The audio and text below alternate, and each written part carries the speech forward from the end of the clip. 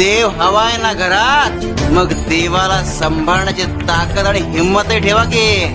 मग चिंता कशाला? अगे तुम्ही फक्त श्रद्धा आणि भक्तीचं बी लावा ग.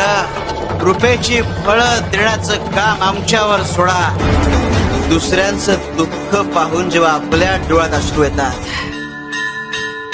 तेव्हा त्यांचं मूल्य हे मोत्यापेक्षा कमी नसतं. अश्रूंचं मोल पाण्याहून अधिक यासाठी असतं कारण त्याला भावनेची जोड असते.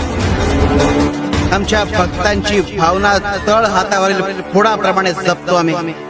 वाट बिकट आहे, पण भिवू नकोस, मी तुझ्या पाठीशी.